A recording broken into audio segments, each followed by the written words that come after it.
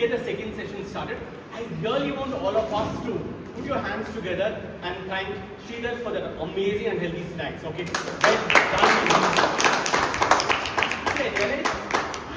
As much as we love to be speakers, we are also foodies. There are people who complain about the food and still eat happily. We are one of those things. So thank you for doing an amazing job when it comes to snacks, Sridhar. So alright, are we all set for the second part of the session? Yes. What do you think is left?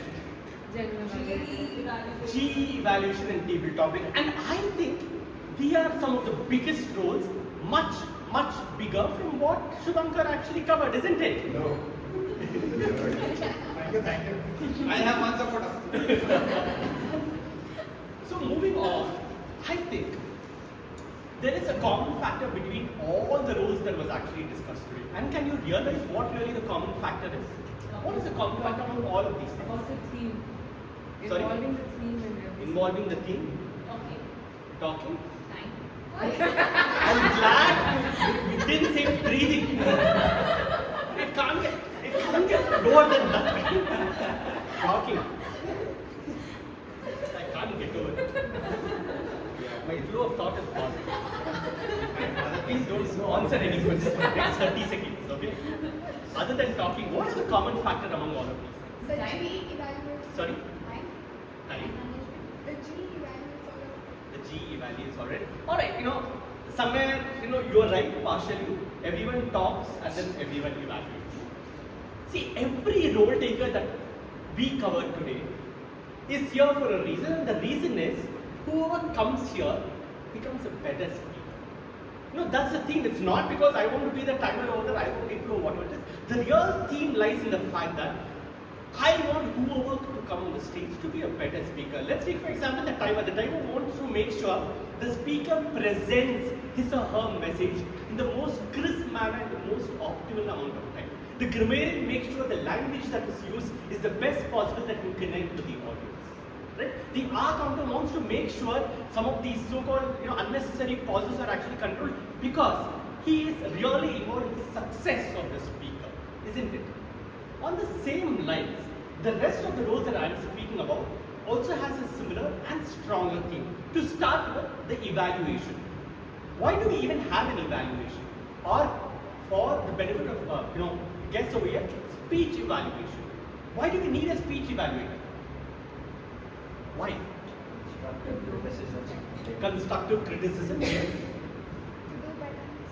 do better next time. Okay, do better next time. Other than breathing, other than talking, is there anything else that you want to add on? Now you can answer. 30 seconds is over. Already answered. Yes. To make sure that you are within the guidelines of the given speech and their experience, so their experience can take impact on they are learning from their experience. Perfect. I'm so sorry to actually say this. All of you guys are absolutely right.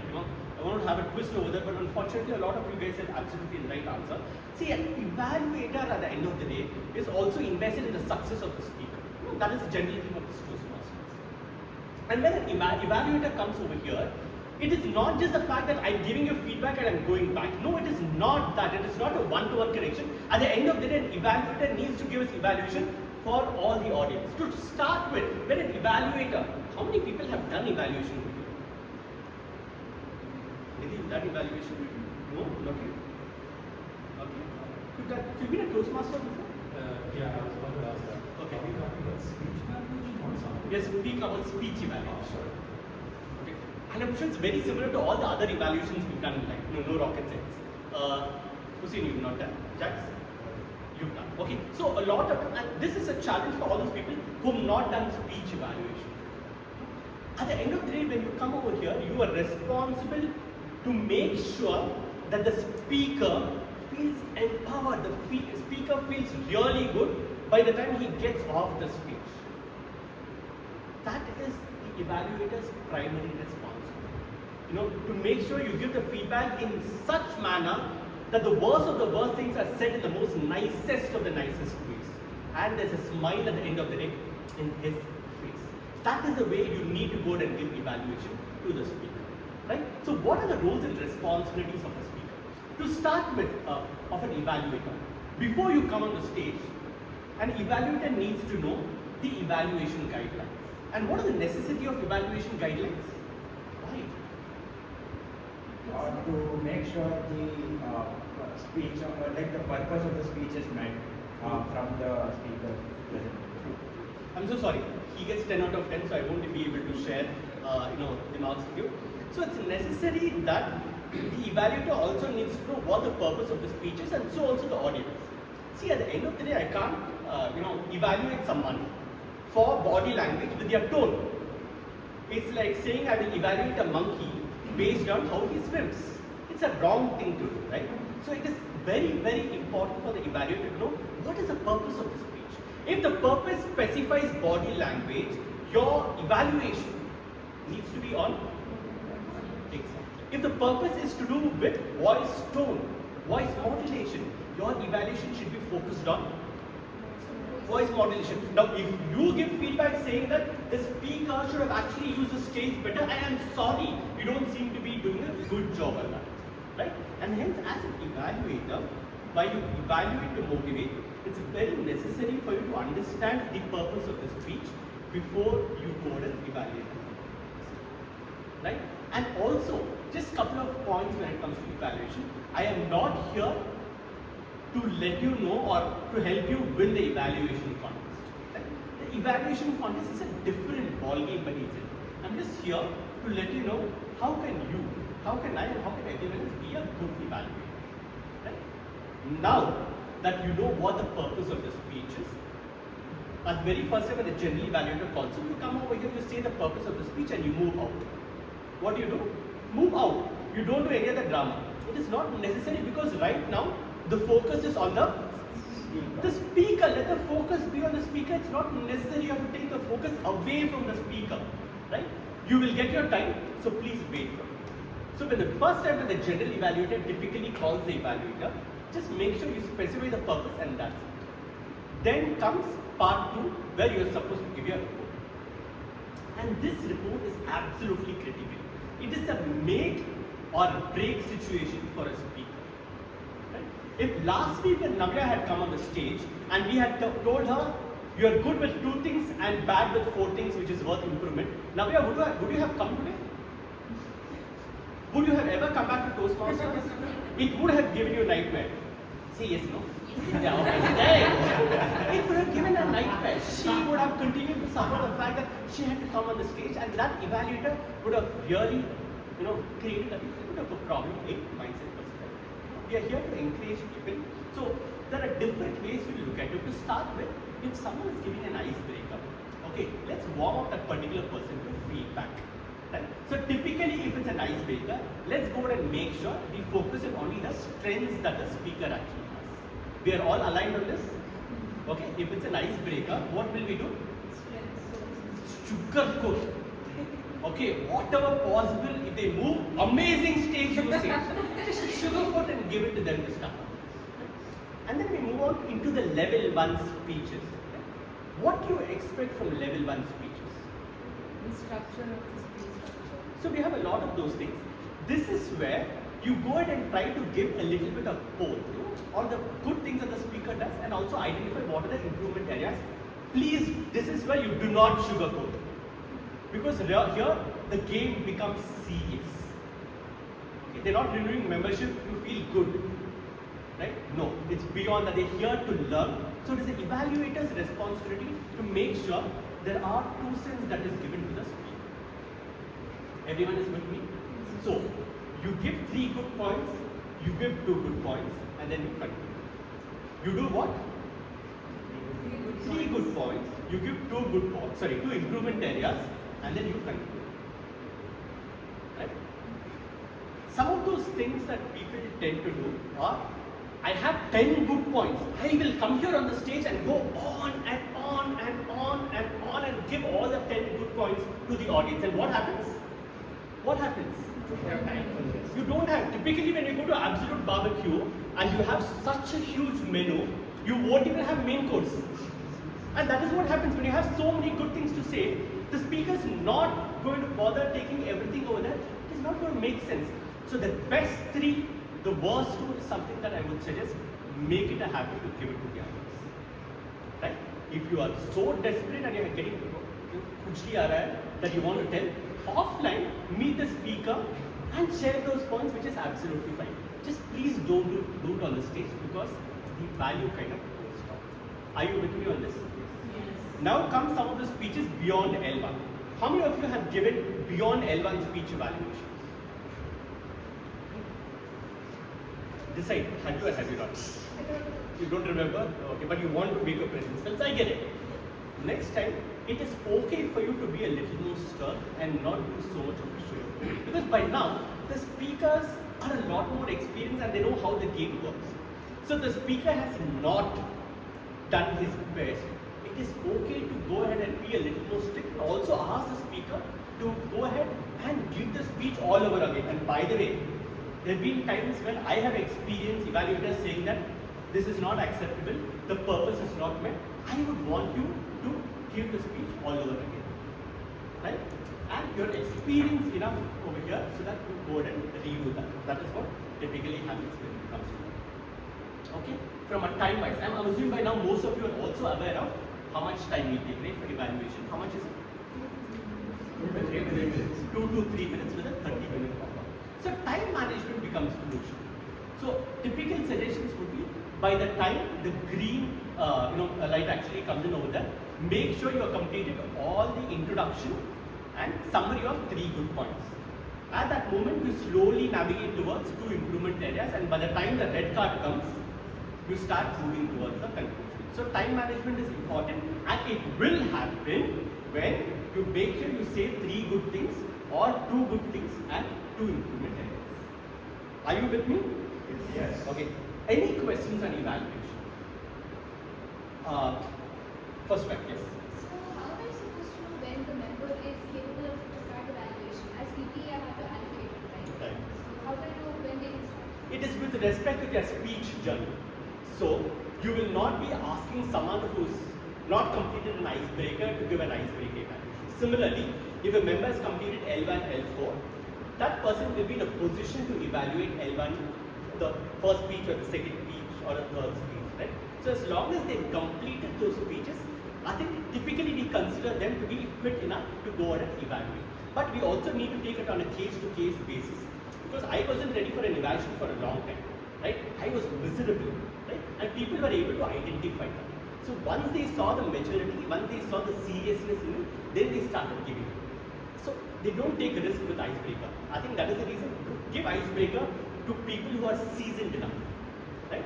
And give L1, P1 to someone who you want to experiment. That is what I think. What I took from this is around L1 VP to L1 VP is when I can start out. Yeah. Yes. And the more seasoned the other Toastmaster is, the evaluation should be better. Correct. Exactly. Yeah. Because you can see the more seasoned the person is, the kind of improvement areas that also comes is a lot more, deeper. That's something that comes with experience. Yes, Nitish. So I've heard you use a template of an evaluation where you're giving a speech evaluation. That was what went well, what went better, what could have gone better, and a challenge. Correct. So how do you incorporate Okay. The second thing that you said seems to be the same, right? What could have been better? would have been better and the challenge. So typically what I would suggest is, even for the contest, I kind of apply the same formula. You start with a summary, not really a summary, it's like an opening line. Oh, today's speech that I heard was like Sachin Tendulkar opening the innings against Pakistan. It was phenomenal and I couldn't take my eyes off the batting or your speech today. Right? So you start off with a generic opening line just to get everyone excited, the speaker excited. And then you start, what I loved about today's speech are 3 things. So you already tell the audience, 1, 2, 3 things is what they have to wait for. If you just generally go about saying this was nice, this was nice, this was nice, people lose a hang of it. So you clearly tell them, there are 3 things and I loved it. This. On the other side of the line, I think these 2 things could have made you a better speaker. That will help you make a better speaker. I think you specific 2 improvement areas with example. Summarize everything and conclude. So challenge is not required. Like See, the challenge that you're speaking about is typically what are the improvement areas. Right? The improvement areas is what you would typically say as a challenge. Or sometimes people sugarcoat, say, I will give you 2 gifts. So same thing which is the challenge or the improvement area, this I will give you 2 gifts. So it's just a wordplay. Yes, Shri. So, for example, different people take evaluations like in a different way. Right? Yeah. So, if we, for example, someone takes it a lot more, let's say negatively, they don't really like getting that like very harsh criticism, and some people would take it as a challenge. So, how do you negotiate that in terms of how you add it into your evaluation? Okay, so two things matter for that. It depends on how seasoned that particular Toastmaster is. And believe me, the more seasoned a particular Toastmaster is, they know how important it is to be a better speaker. And the fact that evaluation is helping them. So, their age in Toastmasters and their speaking level really matters. That's number one. Number two, it also matters how you say. That is where the whole sandwich method, where you say good things, you say improvement areas, summarize with all the good things. So by this way, they remember all the good things more and how you end it, start as well as end. And somewhere from feedback, they will be able to accept it a lot more better. Right? So use the sandwich method where you speak about many good things, a few improvement areas, and summarize with some of these good things that the speaker spoke about. It goes very well generally. Right? But it's also important, you are up to it. If you come, like if Shubhankar is speaking over here, and you come over there and Shubhankar, stop being humorous. It doesn't make sense. Or you say, Shubhankar, what is your tone? It's really not nice. Shubhankar is not going to be happy about it, will you? Say yes. Okay. So Shubhankar, so it really depends. You have to come up to the experience of Shubhankar and then go deeper. Some of the superficial feedback might not help the seasoned Toastmasters. One thing I want to add is a lot of people back out from taking evaluation course. Okay, you need to take to get better. You might not be ready, but you find a speaker or you talk to the VP, you find a speaker who will not take things so too hard and get on the bandwagon. The club needs evaluators, that is for certain. And if you don't give evaluations, you will not get better just by sitting and listening. You have to get on stage, you have to try stuff to get better. Let's say on the rare occasion, a speech that needs to be repeated again, they don't really have any good points you can touch upon. So how do you navigate that evaluation? See, that's where the art of understanding people really comes in. You have to identify there is something that seems to be pretty good. Was it the opening? Was it the body? Was it conclusion? Was it storytelling? Was it the stage? Was it that one joke that was actually said? Was it that one emotional moment that was clearly specified? Was it that one question that you connected with the audience? You can use that one single item to say that this was actually good. So there will always be one thing that is good about the speech that you got. Right? Okay. Any other questions on evaluation that I can answer before we move on? Okay, great. And the reason why you also see evaluation is important. Look at it like a life lesson.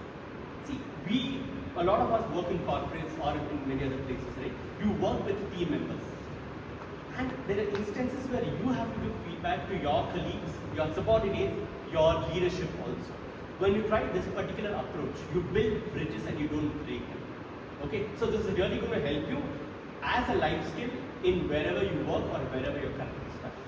So, is it your question? No. Okay. Alright, love it. Can we go on to the next one? Take a whole lot more time than envisioned, but apologies for that. The next one is one of the most fun stuff ever, is a table topic section.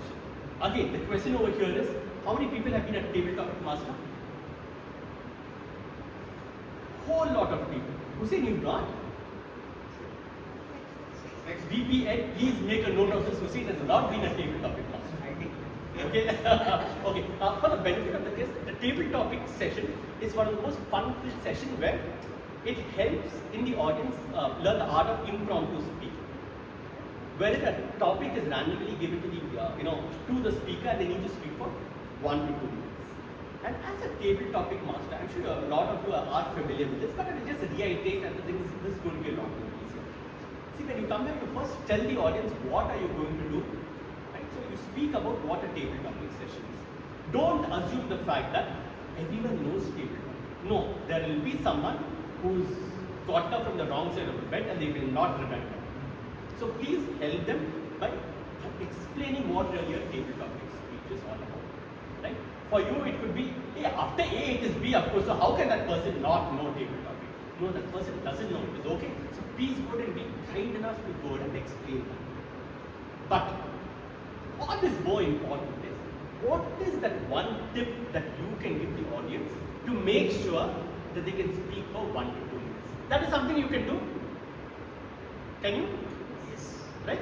See, you need to help the audience here. You will be a successful table topic master when you call 8 people on the stage and all the 8 people speak minimum for 1 minute. Then you would be considered as a successful table topic master. And when will that happen? That will happen when you've done your homework, when you also given proper tips to the audience. Because again, how much ever we have some of the so-called sessions to enlighten people on how to give table topic, they will forget. Human beings, that is what they prefer, they keep forgetting, right? They need to practice, right? So please reiterate that. Number 2 is, when will you be successful? Is when you also work on the speech topics. And why do I say you have to work on the speech topics? Why? Table topic master has to prepare about 10 different speech topics. You can randomly pick it up from somewhere and present it, right? It has to be relatable. It has to be relatable. Yeah, number 1 to the theme, correct? Easy for people to Talk. Very good. I've had table topic masters, and with all due respect to them, very complex ones. Tiger under the table. Speak about this for 1 minute. Right? So see, it is okay. All these things absolutely challenge you to come out of your skin and go and speak about some very random topic, and it is absolutely acceptable. But sometimes you also need to give things to the audience that they can relate to and that they can speak about it for a minute. Once someone is so experienced, you can go and give them the tiger with 1 eye, and Shubhankar will speak about it for 1 hour. Right? With experience, you should be able to go and do it. But identify who's experienced, who's not. It's your responsibility to call the right people and give the right topic. So to summarize, what is important is, while you go and make the groundwork, explain the rules and all of it, the topic, you have to make sure you pick up the right topics that people can actually relate to, so that they will be able to speak about it for 1 to 2 minutes. Everyone is with me? Yes. Do you agree? Yes. Do you not agree? Okay, everyone agrees. Thank God. Yes. We have a question. Should the table topic master call a particular person on stage, or should they randomly? Okay, so this is something that, whether if I'm a batsman, whether you bowl in the right hand, bowl in the left hand, it really doesn't matter. Right? It's right. Some people beforehand they choose the person and they call them on stage. Some people ask for volunteers and then they actually just let them do it. Correct. So at the end of the day, two people are written. So when it comes to these, I do not have a POV. I think at the end of the day, it's your personal choice. You would actually see what is important is the topic as well as how difficult, how easy it is. Right? I would think about, should I give it to a guest, should I give it to a Toastmaster? Right? That is something I will think about. Some of those things that I'm particular about is making sure the first 2 table topics are given by guests, because are given to Toastmaster members. Thank you guys. It's just the samosas coming to my mind again. Right? So the first 2 topics is something you give it to members because they know the game pretty well. The guests will be able to look at what the performance is, and then they are all set, all get up, and they can do a phenomenal job. So you plan for others' success also. Yes, Hussein, you had a question. The same thing what I was about to say, because in one of the meetings we said, we saw that the guest was the first person to be called upon Yeah. by the table topics master, and then it was a challenging situation for the guest. Maybe It's very good, very good. But the guest has absolutely no idea. To first, table topic meeting Toastmaster, did the guest ever come back? Maybe that is the reason he didn't come back. No, so guys, I'm serious. All of these things are so important as a table topic master or as a team OD. We don't realize it, but it plays on your emotions. At the end of the day, speaking on the stage is one of the most biggest phobias ever. There's a reason for it. Yeah. table topics, people who have not taken up roles, those Toastmasters should be the first ones to get up on stage or should be called, because they are paying members. You can give less, you should give less, but once you run out of Toastmasters who have not taken up, the idea of calling somebody on stage and then giving the topic, or giving the topic and then calling somebody on stage, that's debatable. It's not your personal choice. Yes. one thing that also in the Sorry, group just one thing. Samosa is really giving a lot of benefit to a lot of questions. I love it. Please continue. So one thing that in the group we also have been reading is that allow the role takers or the people who are not basically the not role takers. Right. What happens is the speaker already has spoken and right? Again the speaker is called in. Yes. Or the evaluator has just spoken and sat. Again he's been called. Yeah. So maybe that is being taken care by our people here, but maybe to reiterate. Absolutely very good. If I was a manager, I would have given you a 20% hike for the year for this amazing performance of yours, okay? Because every point that you said is highly valid, isn't it? At the end of the day, everyone wants stage presence, stage time. Everyone wants to come over there. Someone will actually speak, it seems, that speaker will call on the stage all over again. There's a lot of other people who are looking for opportunities. Let's give them that particular opportunity. Generally avoid calling the TMOD, the speaker, or the general evaluator on the stage. There are days where we don't have any speakers, or there are days we have only one speaker. To fill up that time, yes, it makes sense to call all of them, but whenever possible, try to avoid. Also, Nandana, don't feel bad, okay? There are cases where the TMOD has a special request saying, can I take up one of them? So in such special requests, you absolutely can, because when someone is so excited, let's not kill their excitement. Let's go ahead and give opportunity when people are super kicked about coming on the stage. Okay? Are we good on the table topic? Yes. Okay, to summarize, speak about table topics, also give them tips on how exactly you can manage, right? In addition to it, work on the theme, work on the topic such that people can relate to it, and then kind of move on. So one small point before we specify. See, and this is very similar to what they cover for TMOD. Every speaker will come over here, speak their Harvard for a minute or two, and then you can't go back and say, okay, the next topic is so and so. You see the disconnect. Where is the handshake? Listen, and this also teaches you the art of listening. Listen to what exactly the speaker is saying. I so agree to what the speaker actually said, and I've done something like this time and again. Stupid me. On that note, let's look at what the second speaker has to say. The transitions between the first speaker to second speaker. It makes you look so good like a professional speaker. And I'm sure everyone wants to look like a professional speaker. Right? You don't want to be the disconnected guy who speaks about one, who speaks about two. If you're starting off, it is okay to do it, but if you want to get better, if you want to be awesome, you know how to go and connect. Two different guys. Right? Moving on to the final thing that I'm supposed to cover too. I have 5 minutes, I'm going to kind of wind this up. The general evaluator. I'm going to ask the same question all over again. How many people over here have been the general evaluator? 1, 2, 3, 4, 5, 6. Okay. The general evaluator at the end of the day is one of the most complex roles that I would say, isn't it? And why is it complex? Pay attention to From the starting and to the Correct. You have to start being the general evaluator. After he is the table topic master, you know what to give. 2 weeks, roles are done. Yes. When do I start making them general evaluators? When you start making That's also a question I have. again, there's no fixed rule for it. Toastmasters when they're seasoned Toastmasters, when they've been coming regularly to meetings. If you come regularly to meetings, you understand the nuances of this meeting, you understand the nuances of the role.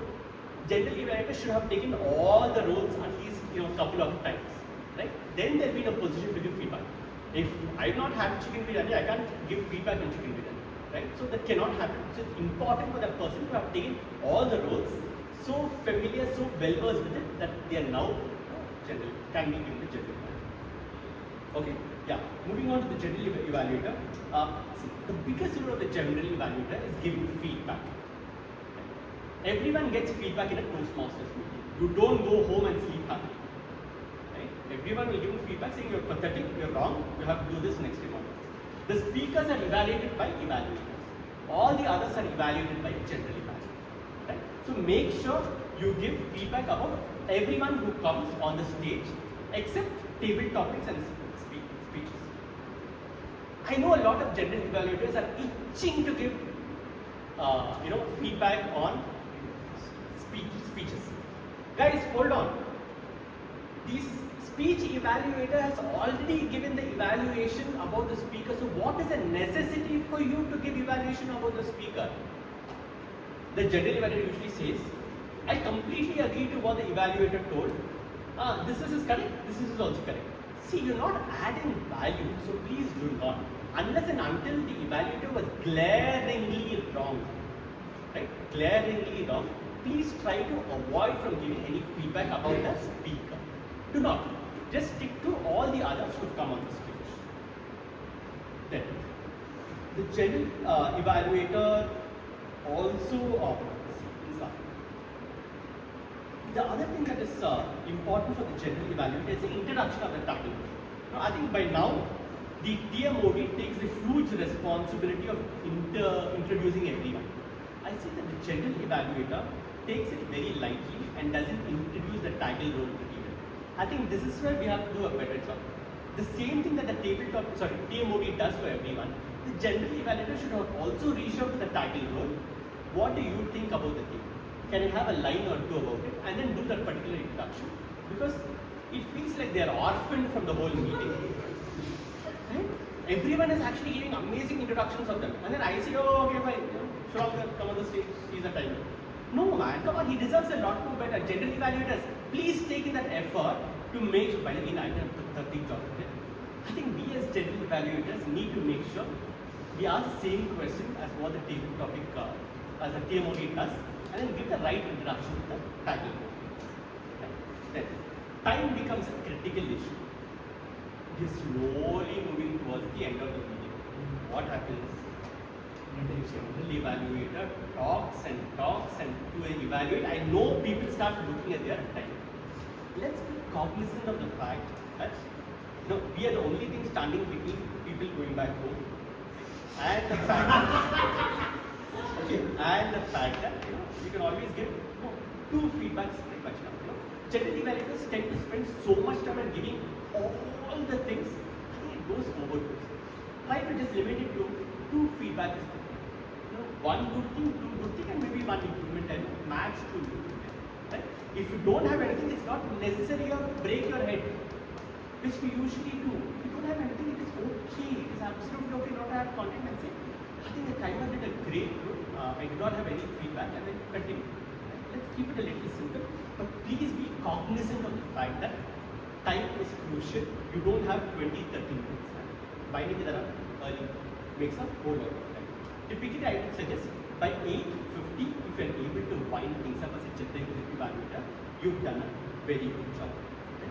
I think other things with respect to notes, as a general evaluator, you have to be up and kicking throughout the meeting. Right? You might win the listener's vote, not win the listener's vote, but you have to make notes throughout. And why do you have to make notes? Because that is the level of observation that you are expected to do. You need to observe. There is so much expectation. Everyone is expecting things from you. So please make sure you take notes and give only those two good things or two improvement areas. And let's not make it complicated. Okay. I'll just take a pause to see if anyone has any questions on general evaluation.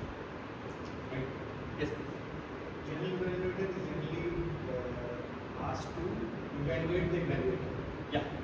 So in that case, general evaluator has also to look at the speaker and take notes. Yes. And what is, for example, the first time general evaluator or the second time general evaluator, it's very short time. I mean, listening to the speech and you have to give feedback on that. If you have to give feedback, any tips that can help?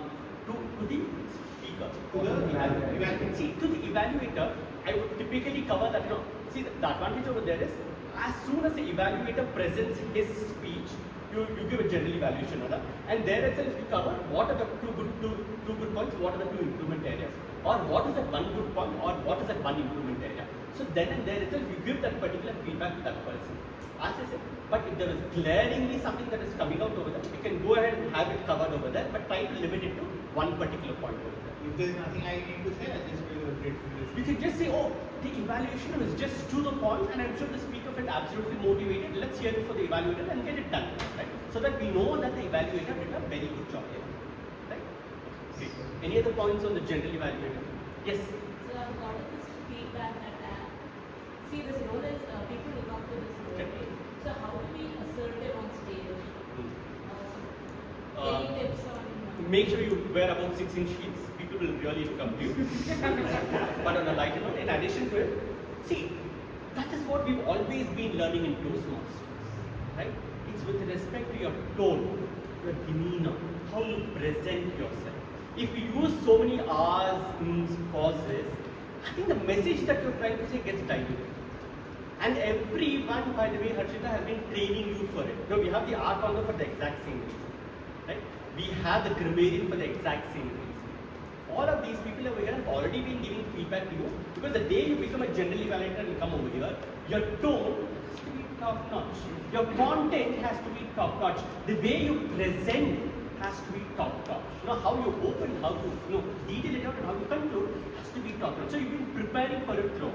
So you do the basics right, you will continue to excel as a general evaluator. Did that go away? Did that inspire you? See, and that's the thing that a general evaluator and an evaluator actually does. Continue to inspire people, because at the end of the day, we want them to be awesome speakers, awesome evaluators, and awesome rotators. Any other questions? That's basically a statement saying, get out of the stage. Alright, on behalf of Shubhankar, thanks everyone for lending your ears as well as your focus over the last 1+ hour. I'm sure a lot of this content, especially for guests, could have been a little dry, but most of the other Toastmasters would appreciate the fact that what does it take to be a good role taker? What does it take to at least manage at 35 marks, and then from there onwards excel very, very, very well. At the end of the day, no role is small. All of these roles have a meaning, have a reason, and if you're able to excel at the smaller things, and I'm sure you'll continue to excel in many other things, especially as a speaker, as an evaluator, as a mentor. On behalf of Shubhankar, thanks a lot for giving us this particular time, and now handing the stage back to the creator.